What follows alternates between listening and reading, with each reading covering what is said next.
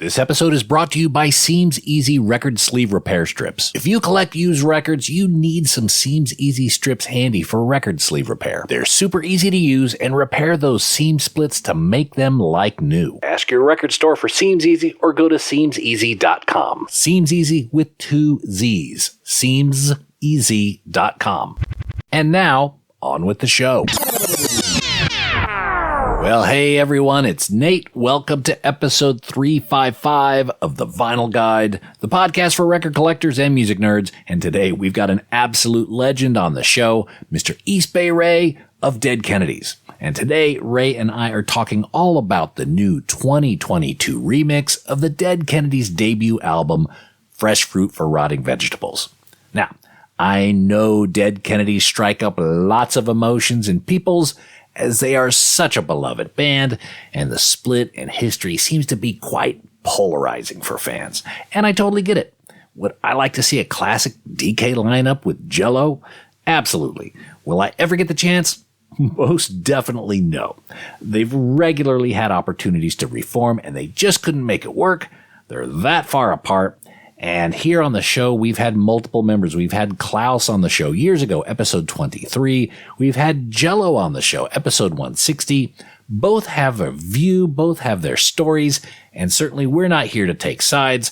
What I am here to do today is to talk to East Bay Ray about the 2022 remix of the Dead Kennedys' seminal album, Fresh Fruit for Rotting Vegetables, which, in my opinion, the 2022 remix is a very worthy listen. That Fresh Fruit album helped define me long ago. It's a record that I hold very dear, and in my opinion, the current day Dead Kennedys, under the stewardship of Ray and Klaus, have put together a package that is respectful for the past, while also modernizing the sonics of the original music.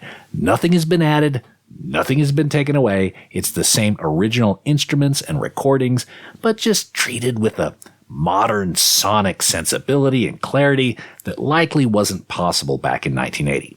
And I like to think of it like this. It's the same masterpiece painting, but they've removed the smudges from our glasses, so now we can enjoy it with additional clarity and definition. Now, in this new Fresh Fruit package, they've also included the original poster, the original artwork, a few minor differences which we discuss, and the addition of a booklet with pictures and information on the legacy of the Fresh Fruit album.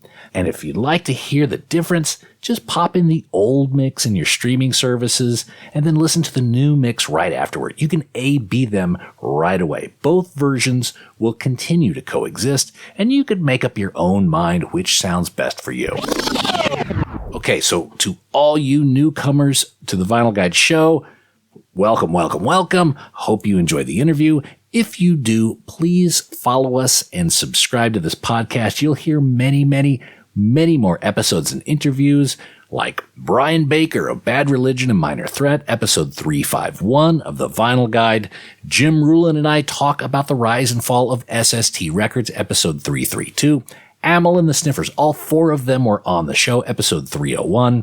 Erie Vaughn of Sam Hain, Danzig, Misfits, episodes 286 and 287. Ian Mackay of Minor Threat, Fugazi, Discord Records, episodes 281 and 282, and lots more. Subscribe or follow the Vinyl Guide podcast for free. Scroll, download, listen, and enjoy. And with that, let's get on the horn with Mr. East Bay Ray of Dead Kennedys.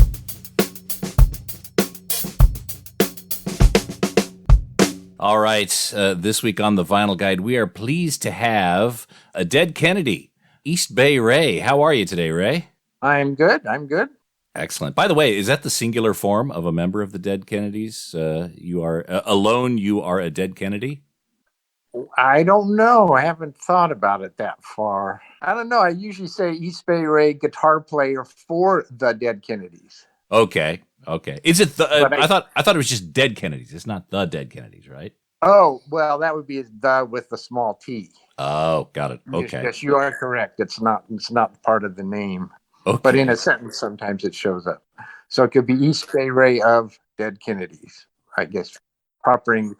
I did speaking of nerd, I don't know if you want to use this, but when we were working on the artwork for the LP and the CD, the issue came up of whether it's the initials DKS or DK. And what I figured out that it's DKS when you're talking about the band, a noun, and it's DK when you're using it as an adjective, as in a DK T-shirt. Oh, okay. Or in this case, a DK vinyl record. Right. Okay. Well, because otherwise it sounds possessive. DK's vinyl record. Well, welcome everyone to our English lesson. Well, it's not a lesson. It's just something the proofreader and I kind of decided upon. So Dead Kennedys have been such a formidable band for so long, and they influence so many people, myself included. I think my brain is wired totally different because I was a fan of the band so many years ago, and consumed and enjoyed what you guys were saying, and really made me think. Your band made advocacy fun. Yes, made fun. We have some humor in there. Absolutely. Yeah, it didn't make it boring. I think just to expand your mind a bit. I mean, the reason the stuff is still around today, because there was a lot of bands that did advocacy and politics back in the day. Mm-hmm. It's not just the lyrics, it's the music. Oh, 100%. The band played outside the usual punk rock box. Yeah. The whole notion of 3 chords is totally out the window when it comes to bands like Dead Kennedys. Very sophisticated, and it actually really kind of shows this new remix. And I don't know about you, Ray. There's a lot of skepticism about remixes. I'm a fan of them. I think if there was a popular set of songs or an album, I'd like to hear it from a different angle.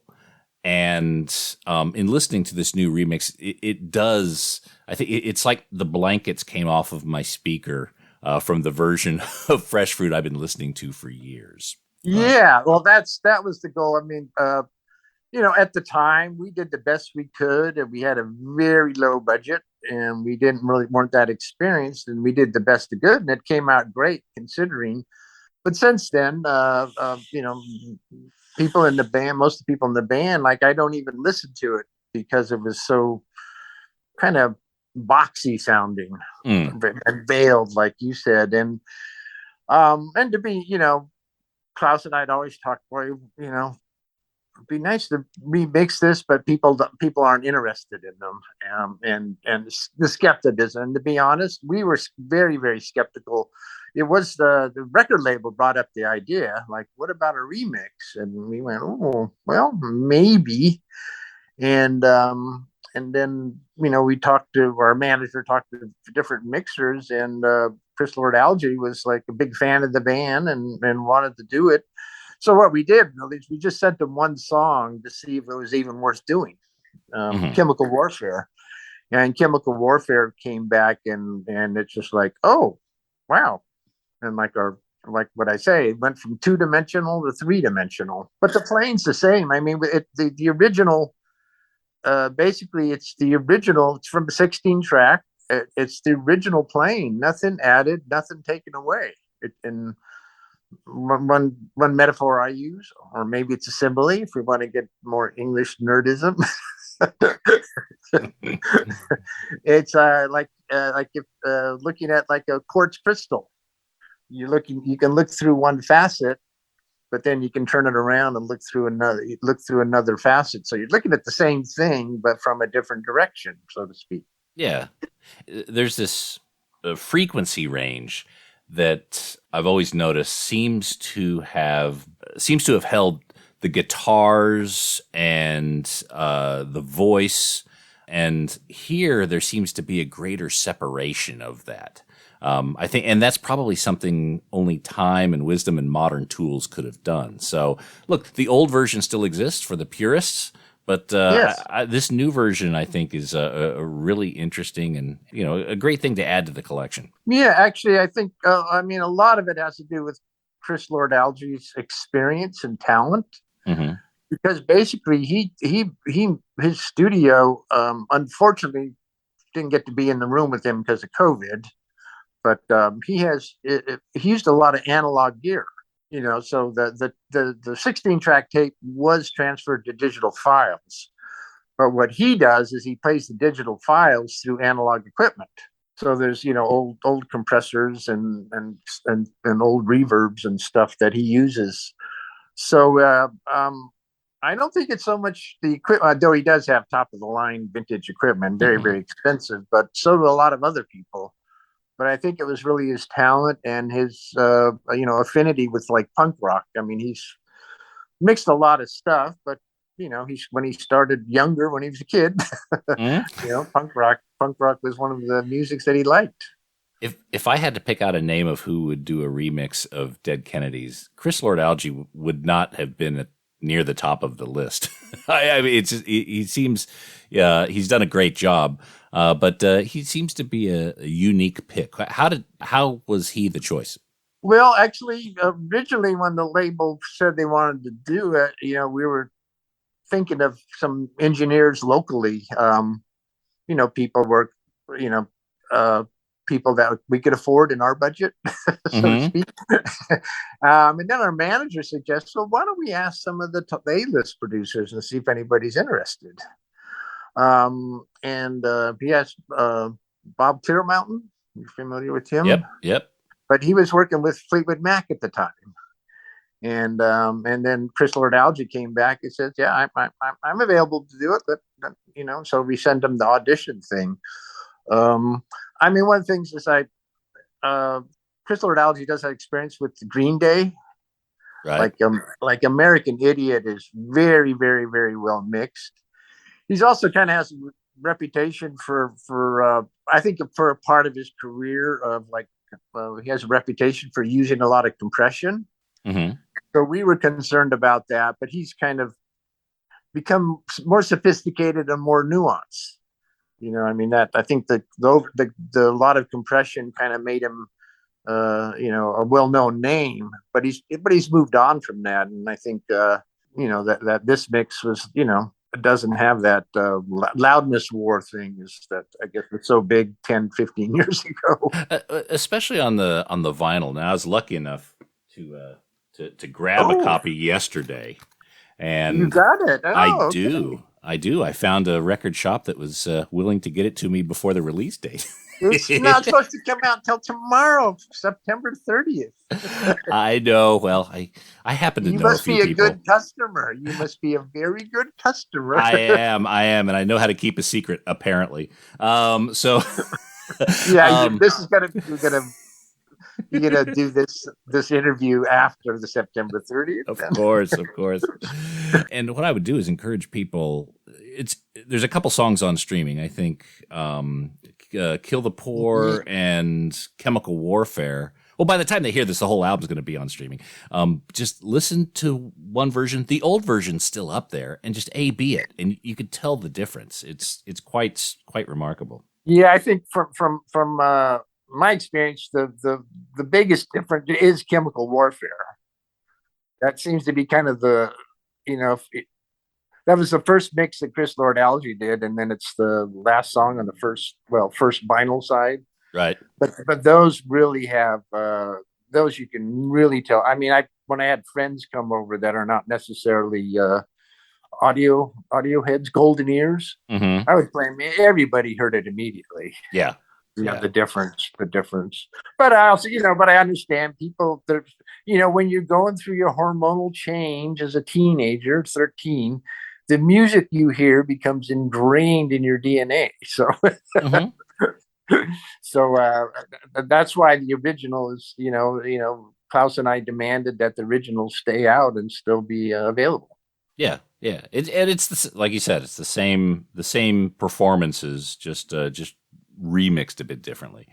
Yeah, it's not nowadays. A remix tends to mean something different in the sense that they, maybe add a drum machine or keyboards and take things out. It's not a remix in that sense. It's a mix of the 16 original tracks, the original playing that exact same notes and playing that was on the original. As it's even still got some of Ted's flubbed drum lines in there. So thank you for not playing out mine. That's part of the charm, though. That's part of the charm is that missed cue. It's like, oh yes, it would be strange without it. Now, when it comes to the master tapes, do you have all the master tapes of all the DK stuff? Yes, I do. Yeah. Okay. All right. I was the recording cat. Okay, so you've got all the multi-tracks. Is there anything missing from that? Anything missing? Yeah. Not that I recall. I mean, I have both versions of the In God We Trust. Okay. The first version, there was that period when the recording tape was flaking. That's right. And we went and actually re-recorded the whole record, and that's what was released. Though I think we did bake the tape.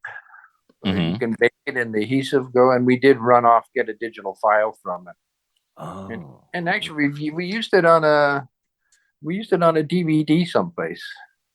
Yeah. I just I mixed it and put it out in a DVD, but I guess it actually could be released as totally alternate, different playing at a different time. I'll have to check the fidelity, but I think the baking of the tape and the transfer came off really, really well. We didn't know about that at the time. We just re-recorded it. Right. So just as a reminder, I believe the story is you guys were going into the studio to record. In the process of recording, you noticed you had a faulty tape.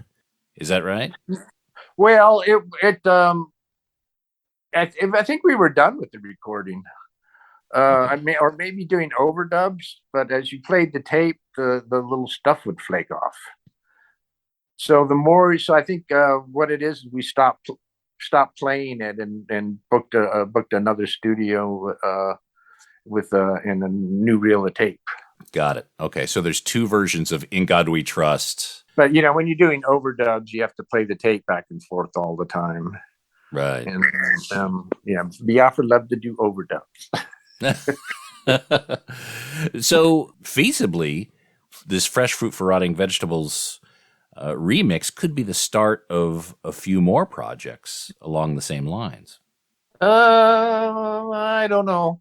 This one turned into a lot more work than anticipated. And we prefer to call it the 2022 mix.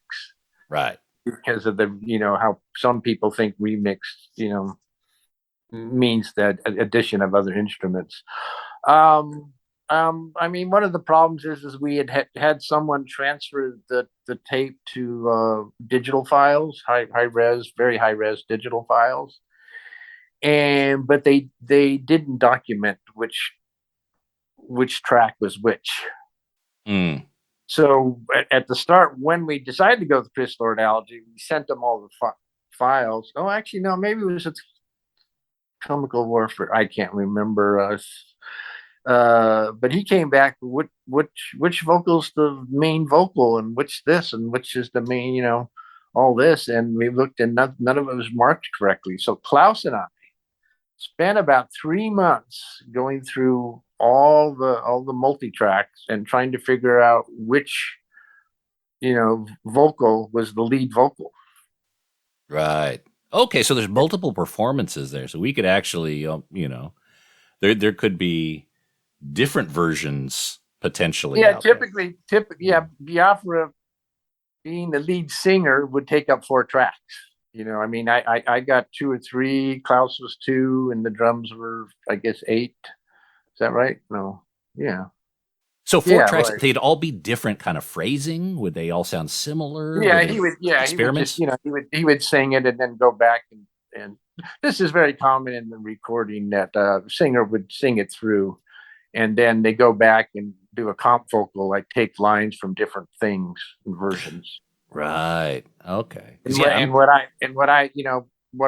mean, Klaus would, they do the basic tracks. You get the drums and the bass together, and then basically you'd need to pick a track that has a good feel, and then and you can't typically overdub much drums because the toms and cymbals are all ringing.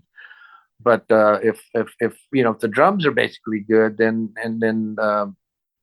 Klaus was a very good player. There'd be some minor notes here and there that he'd miss, and those could be punched in. They'd be punched in on the track that he recorded on. Right. And the same thing with my guitar part. I mean, I would play a live guitar during the recording, and that actually a lot of them on Fresh Fruit, we kept a lot of them. And then I actually overdubbed all the guitar parts onto a second track, and they're mixed together a little bit. That's where like you'll hear the human element, shall we say? because the tracking guitar, like the one I played, the tracking guitar, is not always up to snuff, because the important thing was get the drum and bass, the rhythm down. Yeah. And whether I was on point or not was totally chance. And even if I played really great and the rhythm section wasn't there, that track got thrown in, is on the cutting room floor. So it's interesting. You and Klaus, it's almost like an autopsy. You had to go into these tapes that you haven't seen in so long and try to remember exactly what was pieced together and how, and the decisions of 40 years ago. Well, actually, I like I say, because I worked so much at the time, I didn't realize the name of the game in the music business. But basically, Oliver and I kind of produced the record. And all the overdubs are in my handwriting. The track sheets are in my handwriting. We did all the work. But what we had to do is actually we put up the 16 track. We both have Pro Tools, and then we put the original mix on top, and then we would go through and see where it lined up. Oh, that's smart. Yeah. So it took a lot of the issue though is that the original mix and the multitrack were at slightly different speeds. Oh, really? The analog tape machines. Okay. Yeah, there's actually some final records out there back from the 80s that are 1% too fast because they were made off of a bad master tape. Oh. A duplicate that was 1% fast. Yeah, I think because Klaus was on the show some time ago, and I remember he said it was tuned to like E flat or something like that. You couldn't tune to the actual record because it was off key. Yeah, but basically some of the old vinyl Fresh Fruit versions were made off of a bad duplicate that is 1% fast, so it sounds a little chipmunky. But you know what? Maybe some people, that was the first record they bought and they can't stand it at the right speed and key. Yeah, absolutely. Who came up with the name of the album, Fresh Fruit for Rotting Vegetables? I believe that was Biafra. Okay. All right. Was it always going to be that? Were there other titles that were thrown around at the time? Do you remember? I don't remember that. But I did find one of the sheets when we were working on the sequencing. And so I had like 3 or 4 sequences in my handwriting, and then I guess we had cassettes. People would go home, and we ended up voting on them, like what sequence we want the records. You know what sequencing is? Oh, absolutely. And I think that's been a huge advantage of Dead Kennedys, because the way that the album flows from song to song. And like you say, the sequencing is a critical step. Yeah, well, actually, that's one of the things I've discovered I have a very, very good talent for.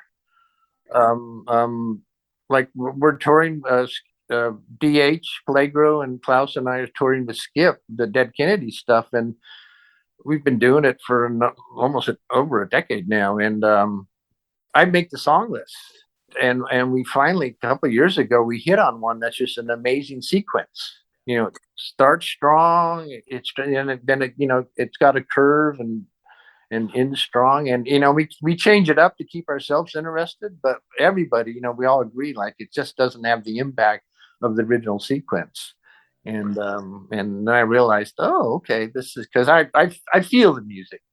So playing on stage, it's like, okay, this is kind of like getting too slow here, so we need to swap songs around. And So a couple of years of swapping the songs around live, we got this super sequence, and we can swap songs out of the sequence that are similar. Right. Similar, like Buzz Bomb and Insight can be traded. We have some other songs that do, but they stay in the same spot. Changing the order around is we do it every once in a while when we been on the road too much, but yeah. So back in the vinyl days, you start with a strong song and have the first side have a lot of strong, and then you end with a strong song on the side A, and then side B, you have to start with a strong song and end with a strong song, and side B, you can put a little bit more, your jam band stuff. Yeah. Let that have less song construction, shall we say? I was told that the aim is to get people to flip it over or to play it again. So the last song on each side is super important to get people the energy and the will to do that. And that kind of changed with CDs, though. Now you kind of have to put all your good songs in the first five. Yeah, because people don't usually get past the five. well, we're a vinyl record podcast, Ray. Do you still listen to records? Do you still have a record collection? I have a record collection, but I've transferred most of them to digital. Okay. So I listen because I have an iPod that I can take on the road. Right. We used to carry a little CD Walkman. Mm-hmm. And like a CD wallet. The folder. I remember those. Yes. Yeah. Right. So hundreds with like 25 CDs. records on it. Yeah. So I made a lot of my own sequences. Like, I have a Merle Haggard sequence and a Duke Ellington sequence that used to be on CD. Mm-hmm. And I sequenced those. And then, the CDs were easy to transfer.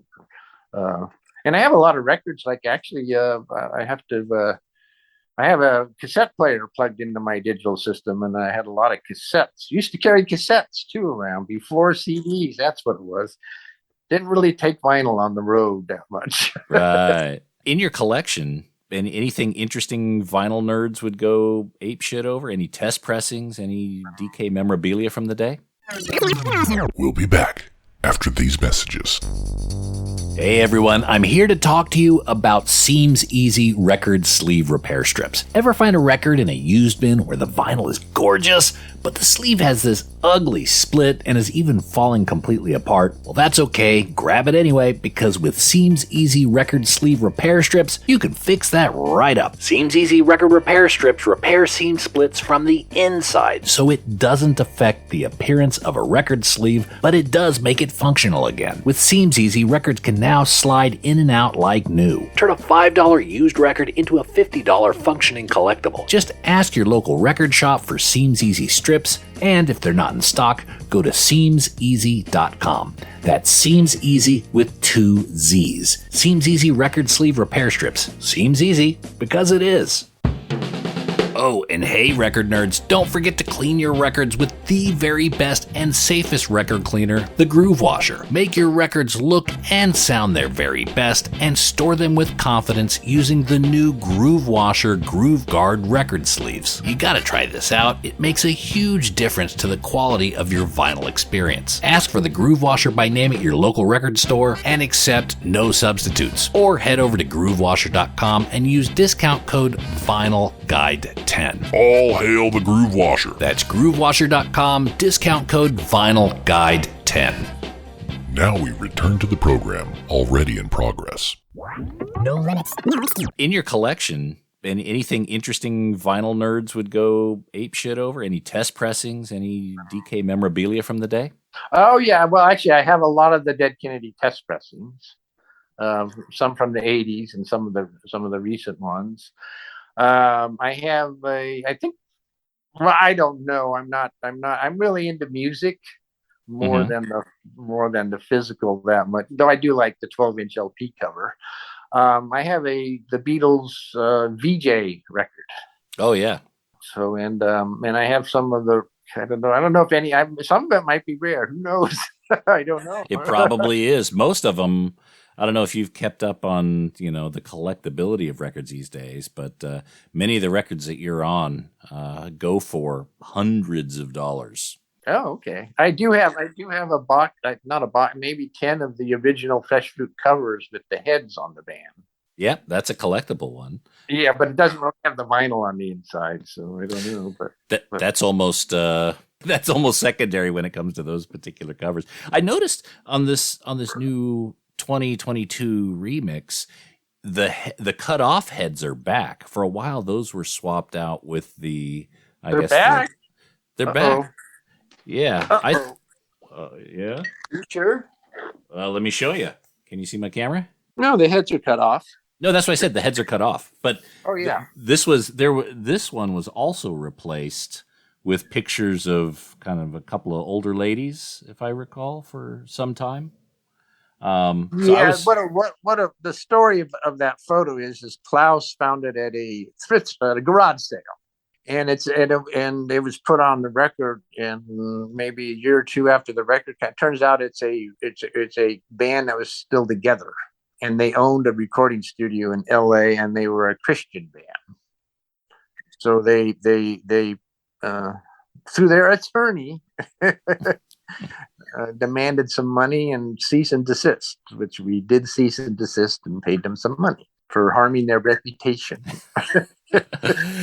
As I understand, the version with the heads was the one that the first version that they reacted to. Then the second version came out with their heads cut off, and they still had a problem with that. So then it was swapped out for there was a placeholder cover, and then there was a picture of a couple of old ladies that seemed to take up that space for you. I don't know the story on that. I mean, I just I don't know if they complained or not. I don't know if the record labels got gun shy. Or litigation shy and took the whole photo out. But it's mostly been the heads cut off is the main that's been there forever, as far as I can remember. I do know what you're talking about, but those are off. But basically, the ones with the head on are the first, the original first pressings.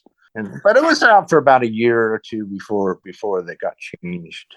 Okay, I also noticed the cover. There's just the band name Dead Kennedys is different than the original.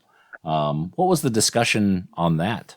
Well, the idea is if you're sitting across the room and have the records sitting by you could tell them apart. Right. We'd tell them apart. And also, personally, this is my personal artistic, the goth lettering on the original is like so out of style. Yeah. We're not a goth band, nor are we a heavy metal band, and they keep putting it on merchandise, and it's like I go, it's like, no, thank you, I do not want a sample of the goth lettering. Sorry. It does seem a little Norwegian death metal-y. Norwegian death metal-y. The DK logo, it's synonymous with punk music. Does the band still control that? Like, for example, whenever a DK patch or shirt is sold at a Hot Topic, does that benefit the band? Yeah, but as a matter of fact, to clear up the story, the DK logo, I created the first logo. Mm-hmm. And Klaus can verify. And we have a photo from 1979. On my guitar, I'd put 4 pieces of tape. The D and the K with straight lines, the D being stylized. I also, there's a 1970 where I actually made an armband with the DK logo. So there's a thing, some other people claim they created it, but what it is, it's the 4 lines is the key to it. And then an artist made a nice logo version. Right. With the 3D, and then also a certain other member of the band claims that they created it. But Klaus found a photo of me having it in 1979. We started in late 78. So, and also I have a guitar pickguard in my basement that has the 4 lines, which is what people, draw on the underneath bridges.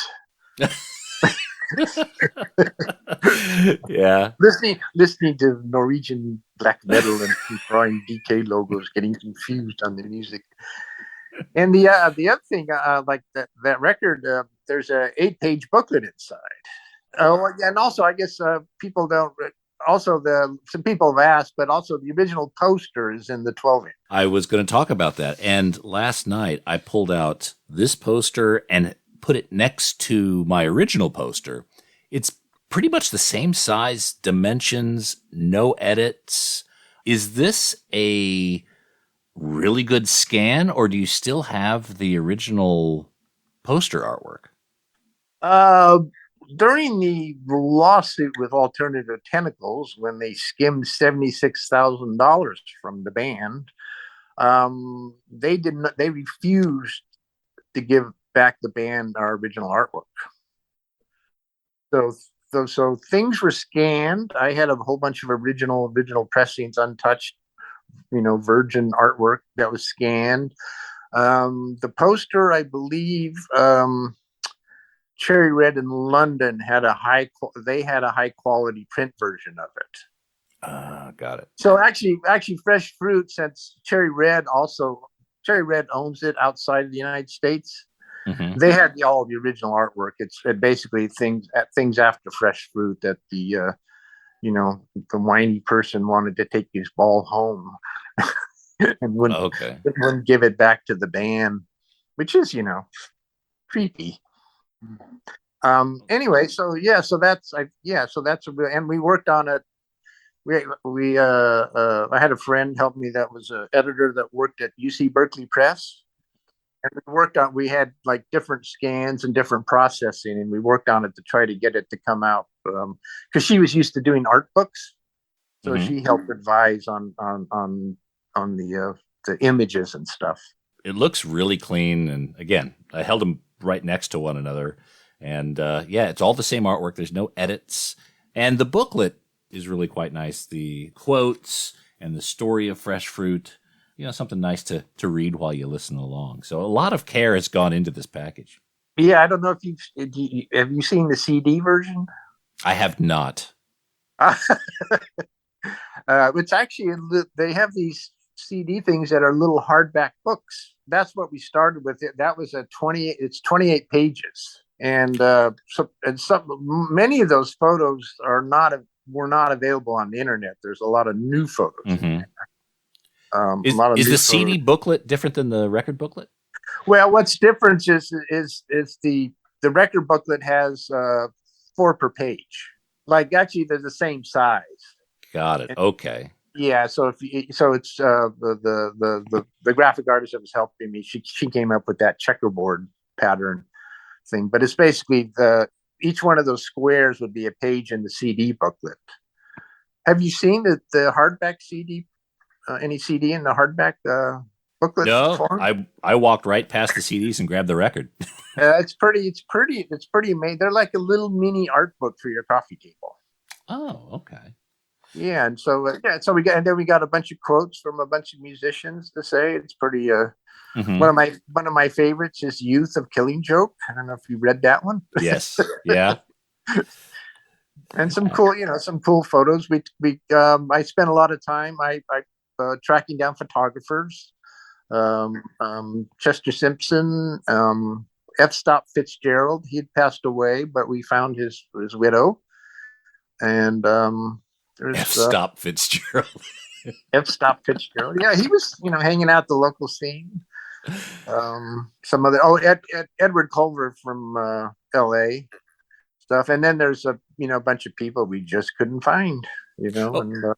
And I noticed on the back, there's a note that says if you recognize an uncredited photograph or image and know the identity, please contact the record label. So that's nice. You're trying to put all the bits of history together here.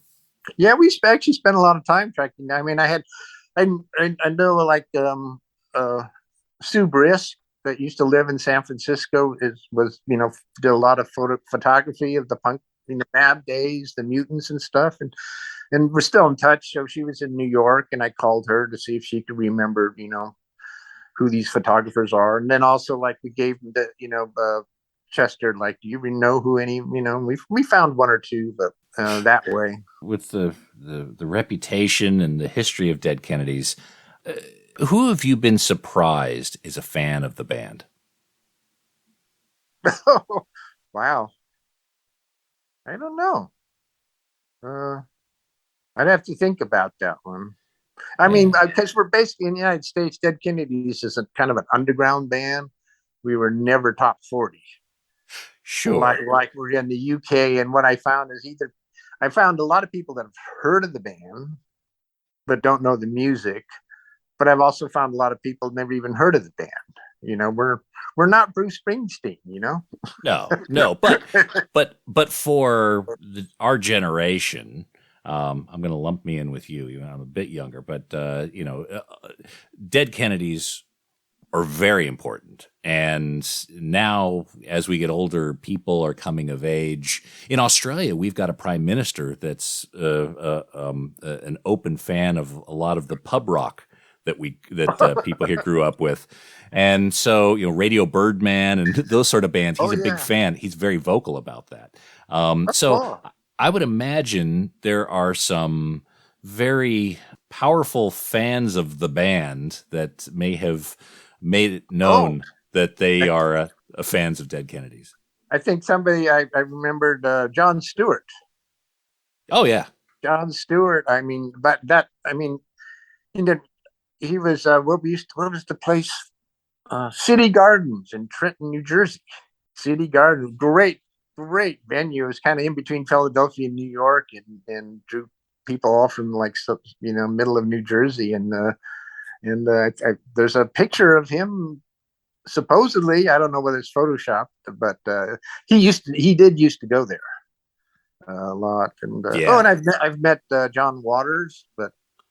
Mm-hmm. But actually, when we back in the day at the 930 Club, he was backstage and got to talk to him and stuff. Gave me a business card. I don't know where it is. I could totally see John Stewart being not only just a fan of the band, but also inspired just knowing his sensibilities. Yeah, but I'm trying to think of somebody you wouldn't expect.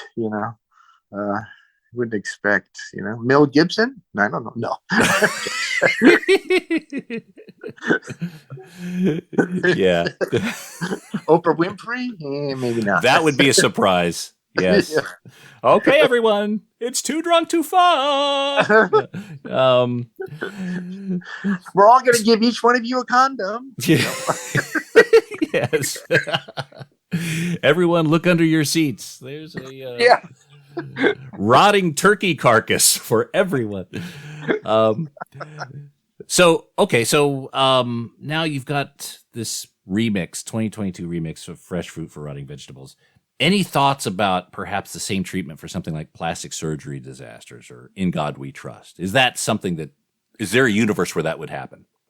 There's some thought, but in our opinion, we were much more experienced, and the engineers were much experienced, and those records were had much more resolution. Right. Separation and resolution and gelled. They don't have the boxy sound. I mean, of course, every artist, I think, does something, and then when they come back and look at it, like, oh, I would have done this different and this different and this different. But I mean, my favorite Dead Kennedys record is Plastic Surgery Disasters. And I actually like the sound of that. I like the sound of that better than Frankenchrist. Frankenchrist is kind of like Biafra got reverb happy. Right. Like there's like reverb on. I was not involved in the production side of Frankenchrist and Bedtime. I'd love to hear a remix of Frankenchrist. That was my entry point into the band. So I'd love to hear a new angle on that. little less reverb on it, perhaps. Sure. Well, look, the sensibility of the day was those big lexicon reverbs, and being able to make a version for the ages that isn't as dated as it was is a fine prospect.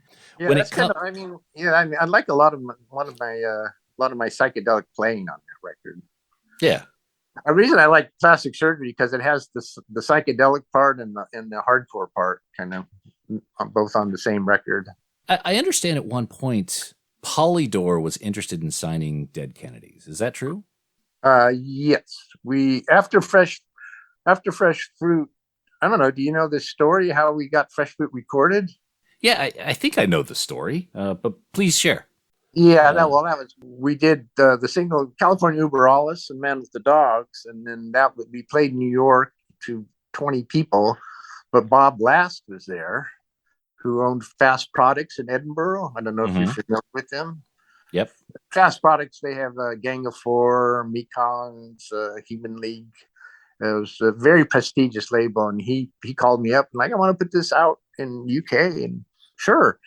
And then we were like, it was very successful in the UK for an American punk band that was not the Ramones, because only English or only British people can do punk. It's kind of the attitude back then.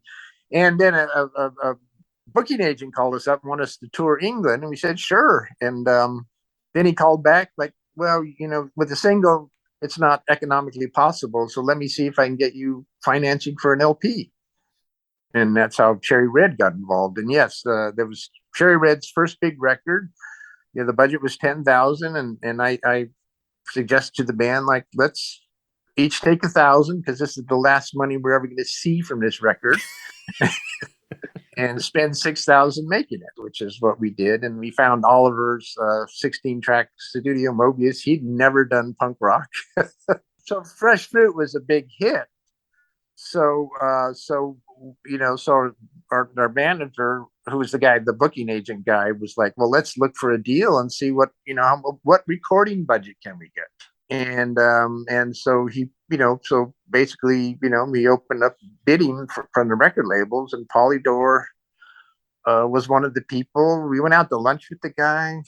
I still have the in the archives. I still have the contract they sent over.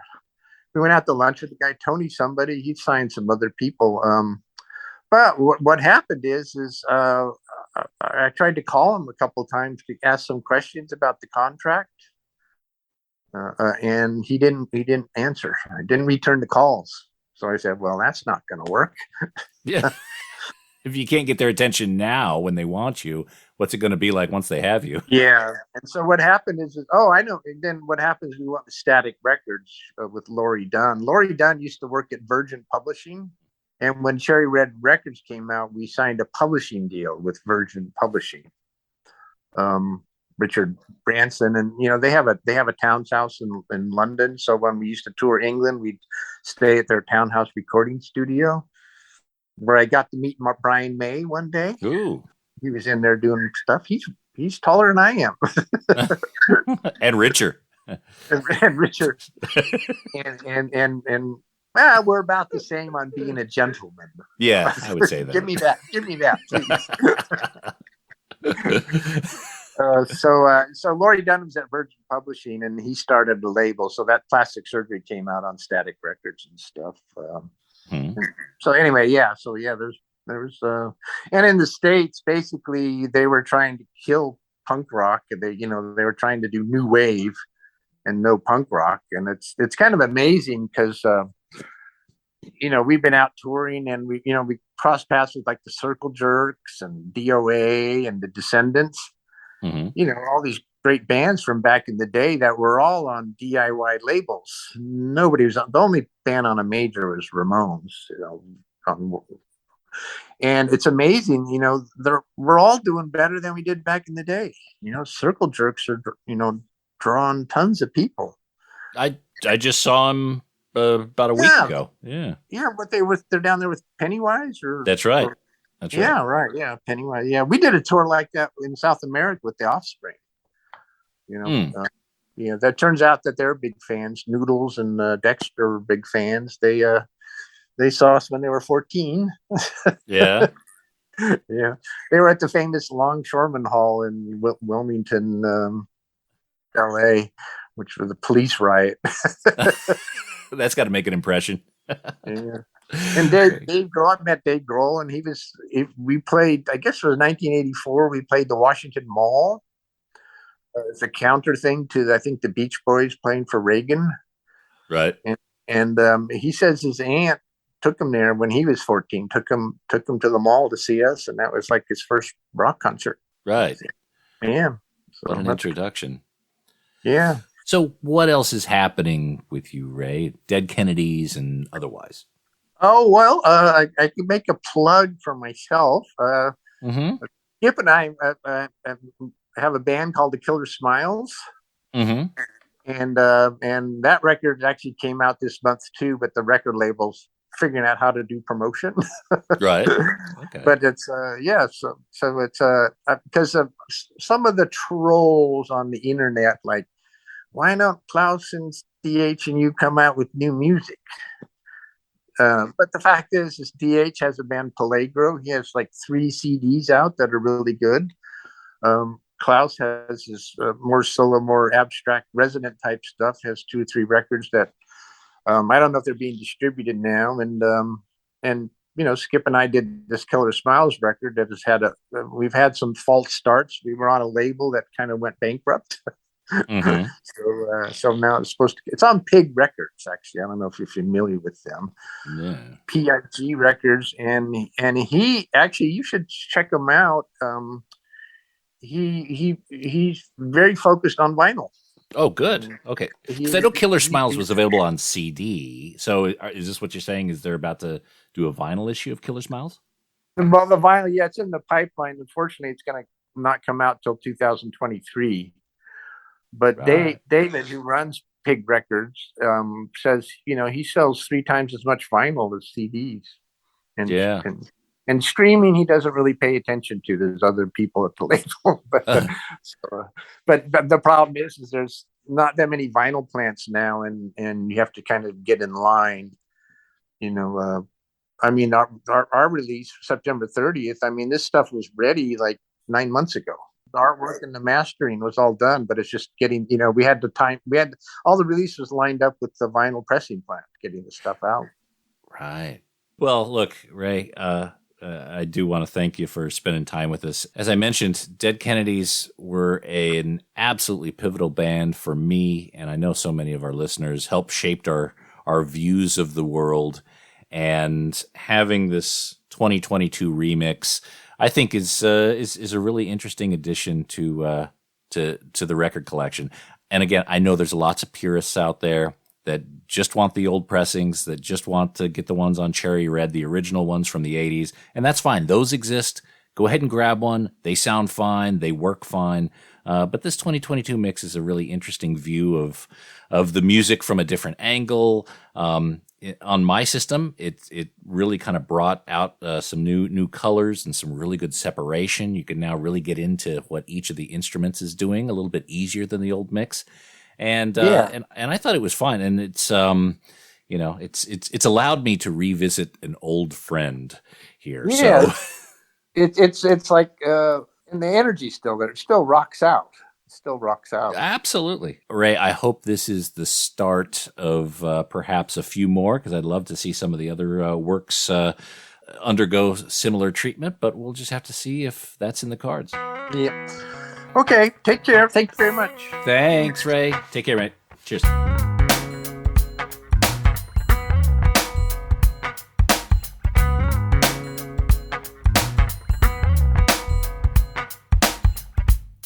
All right, there we go, Mr. East Bay Ray of Dead Kennedys, celebrating the 2022 remix of Fresh Fruit for Rotting Vegetables. Again, you could A and B them back and forth. Listen to them, figure out which one you like. You may like different ones on different days. Who knows? But they'll both be available. I think they're both excellent. They both have a space in my collection for sure. And by the way, I do want to humbly request folks who enjoy this interview subscribe to the podcast and even help support the show at patreon.com/ patreon.com/Vinyl Guide. Commercial-free versions are up there. Extended interviews are up there. Lots of extras. Patreon.com/Vinyl Guide. And that is it for this episode of The Vinyl Guide. Thank you so much for tuning in. Please share these episodes on your social media. Put them on Facebook, tweet them out on Twitter. Tell your meathead friends about this podcast. Show them how to access it on that smartphone of theirs. That is always appreciated. Leave us a positive review on iTunes. 5 out of 5, or what does Spotify do? 10 out of 10, whatever. Give us the most. Say something nice. Make us blush. That is always appreciated. And we'll be back shortly with a brand new episode. So until we talk next time, get out there and buy some records, people. Cheers. That's it for this episode of The Vinyl Guide. Send your thoughts to Nate at thevinylguide.com or follow or tag us on Instagram at Vinyl Guide. Until next time, keep spinning.